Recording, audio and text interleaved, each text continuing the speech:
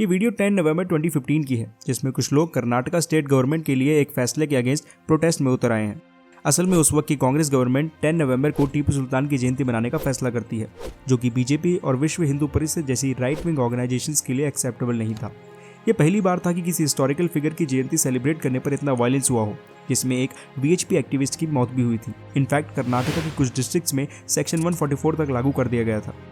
अगले कुछ सालों तक टीपू जयंती पर कुछ इसी तरह के वायलेंस और प्रोटेस्ट ऑब्जर्व किए गए, मगर साल 2019 के बाद कर्नाटका में बीजेपी गवर्नमेंट आने के बाद इस सेलिब्रेशन को ऑफिशियली कैंसिल कर दिया गया और तब से अब तक कई लोगों के मन में टीपू सुल्तान को लेकर कई मिक्स ओपिनियंस हैं। कुछ लोग उन्हें ब्रिटिशर्स से लड़ने वाले फ्रीडम फाइटर मानते हैं, तो कुछ टायरेंट या रेडिकल इस्लामिस्ट जिन्होंने हिंदूज और क्रिश्चियंस पर काफी क्रूएल्टी की। लेकिन आखिर सच क्या है? क्या टीपू सुल्तान भी बाकी इस्लामिक रूलर्स की तरह एक टायरेंट थे या फिर एक सो कॉल्ड इंडियन नेशनलिस्ट? आइए यही जानने की कोशिश करते हैं इस वीडियो में। 1732 के दौरान मैसूर यानी प्रेजेंट डे कर्नाटका में एक हिंदू किंगडम का रूल था, जिसके राजा थे कृष्णराज वॉडियार II।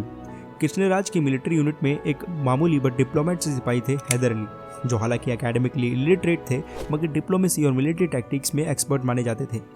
और अपनी इन्हीं स्किल्स के चलते वो साल 1761 में कृष्णराज वॉडियार को प्रिजनर बनाकर खुद को मैसूर का रूलर डिक्लेयर कर देते हैं। रूलर बनते ही वो फ्रेंच आर्मी की मदद लेकर अपनी पूरी मिलिट्री यूनिट को वेस्टर्न मेथड से ट्रेन करते हैं, लेकिन उनकी ये बढ़ती डोमिनेंस ईस्ट इंडिया कंपनी के लिए एक अलार्मिंग सिचुएशन बन रही थी और इसी के चलते साल 1766 में फर्स्ट एंग्लो मैसूर वॉर शुरू होती है। अगले 2 साल तक चलने के बाद भी इस ब्रूटल वॉरफेयर का कोई आउटकम नहीं आया और इसीलिए फोर्सफुली ब्रिटिश हैदर अली के साथ मिलकर ट्रीटी ऑफ मद्रास साइन कर देती है। इस वॉर में हैदर अली का साथ उनके 15 साल के बेटे सुल्तान फतेह अली ने भी दिया। सुल्तान फतेह अली को टीपू सुल्तान के नाम से भी जाना जाता था, जिनका जन्म 1750 में कर्नाटका में हुआ था। टीपू बचपन से ही फ्रेंच ऑफिसर्स के अंदर मिलिट्री टैक्टिक्स में ट्रेन थे, जिन्हें एकेडमिक्स और म्यूजिक में भी उतना ही इंटरेस्ट था।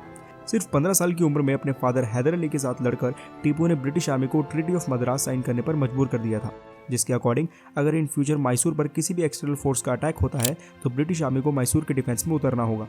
लेकिन 1770 में जब मराठास हैदर अली पर अटैक करते हैं तो ब्रिटिश आर्मी इस ट्रीटी को फॉलो नहीं करती, जिससे हैदर अली और ईस्ट इंडिया कंपनी के बीच रिश्ते और खराब होने लगते हैं और 1780 आते आते सेकेंड एंग्लो वॉर शुरू हो जाती है। इस वॉर में हैदर अली फ्रेंच आर्मी के साथ मिलकर ब्रिटिश राज के खिलाफ एक अलायंस फॉर्म करते हैं, जिसमें इनिशियली उन्हें कई विक्ट्रीज देखने को मिलती है। लेकिन 1781 में हुए पोर्टो नोवो की बैटल में इंग्लिश आर्मी उन्हें डिफीट कर देती है और 1782 में कैंसर के चलते उनकी डेथ हो जाती है। लेकिन अब तक टीपू सुल्तान एक मिलिट्री जायंट बन चुके थे। एरोस्पेस साइंटिस्ट नरसिम्हा के अकॉर्डिंग उस वक्त भारत में one of the finest iron produce किया जाता था, जिसके सही इस्तेमाल के लिए टीपू के पास हाईली स्किल्ड क्राफ्टमैन थे, जिसके चलते इंडियन वॉरफेयर में पहली बार रॉकेट्स उतारे गए। अपनी इसी एक्स्ट्रा ऑर्डिनरी मिलिट्री प्रेजेंस से Tipu second Anglo Mysore war में इंग्लिश को हरा देते हैं और as a result treaty of Mangalore sign की जाती है। मिलिट्री वॉरफेयर में पहली बार रॉकेट्स यूज किए जाने की वजह से टीपू को रॉकेट मैन ऑफ इंडिया भी कहा जाता है। खैर, इस सब के बावजूद भी ब्रिटिश और मैसूर किंगडम के बीच पावर की डोमिनेंस को लेकर कॉन्फ्लिक्ट चलता रहा, जिसके बीच 1790 में टीपू ट्रेवनकोर पर अटैक कर देते हैं, जिसे देख ब्रिटिश ट्रेवनकोर की साइड लेते हुए वॉर में उतर जाती है और फिर शुरू होती है third Anglo Mysore war. War के इनिशियल स्टेज में टीपू इंग्लिश आर्मी को हराने में सक्सेसफुल रहते हैं, लेकिन टीपू की बढ़ती डोमिनेंस से मराठास और हैदराबाद के निजाम काफी जेलस थे और इसीलिए कॉर्नवालिस की कमांड के अंडर इंग्लिश आर्मी, मराठास और हैदराबाद के निजाम एक ट्रिपल अलायंस फॉर्म कर टीपू सुल्तान के अगेंस्ट एक साथ वॉर में उतर आते हैं। इतनी बड़ी ऑपोजिशन आर्मी होने के बावजूद भी टीपू बड़े ही प्रोफेशनली लड़ते हैं, मगर अल्टीमेटली उन्हें 1792 में ट्रीटी ऑफ सेरिंगपट्टनम साइन कर सरेंडर करना पड़ता है, जिनमें उनसे मैसूर किंगडम का लगभग आधा हिस्सा छीन लिया जाता है और साथ ही साथ इंग्लिश आर्मी उनसे 3 करोड़ रुपीस वॉर पेनल्टी की भी डिमांड करती है, जिसे पूरा ना दे पाने तक टीपू के दोनों बेटों को English army as a hostage रखती है। Third Anglo Mysore war southern India में टीपू सुल्तान की डोमिनेंस को डिस्ट्रॉय कर ब्रिटिश सुप्रीमेसी को एस्टेब्लिश करने में कामयाब रहती है। इस सब के बाद 1792 आते आते टीपू 3 करोड़ रुपीस की वॉर पेनल्टी को कम्प्लीटली पे कर अपने बेटों को इंग्लिश आर्मी से छुड़वा देते हैं। लेकिन ब्रिटिशर्स के लिए टीपू अभी भी एक डेडली थ्रेट बने हुए थे और इसीलिए एक बार फिर से मराठास और हैदराबाद के निजाम के साथ अलायंस फॉर्म कर ब्रिटिश आर्मी 1799 में टीपू पर एक सरप्राइज अटैक कर फोर्थ एंग्लो मैसूर वॉर की शुरुआत कर देती है। 32 साल से भी ज्यादा समय से ब्रिटिशर्स के मैसूर को जीतने के ख्वाब अब सच होने को थे, क्योंकि फोर्थ एंग्लो मैसूर वॉर में आखिरकार टीपू की डेथ हो जाती है और उनके किंगडम के साथ साथ सभी ट्रेजर को भी लूट लिया जाता है, जो कि आज भी लंदन के विक्टोरिया एंड एल्बर्ट म्यूजियम में सेफली रखा हुआ है। दोस्तों, अपने लंबे शासन के दौरान टीपू सुल्तान ने एक मैन्युस्क्रिप्ट लिखी थी जिसका टाइटल था the dreams of Tipu Sultan, जिसमें उन्होंने अपने 37 ड्रीम्स को रिकॉर्ड किया था। फर्स्ट पोस्ट के एक आर्टिकल के अकॉर्डिंग इन ड्रीम्स में हिंदुओं को काफिर और ब्रिटिशर्स को क्रिश्चियंस बताया गया था। साथ ही साथ इनमें लिखा था कि कैसे रूलर ऑफ मैसूर जब तक सभी नॉन मुस्लिम्स को इस्लाम में कन्वर्ट ना कर दे तब तक चैन से नहीं बैठेगा। इंडियन राइटर आनंद रंगनाथन के कलेक्टेड सोर्सेज के अकॉर्डिंग टीपू ने 4 लाख से भी ज्यादा मालाबार हिंदूज को फोर्सफुली इस्लाम में कन्वर्ट करवाया था।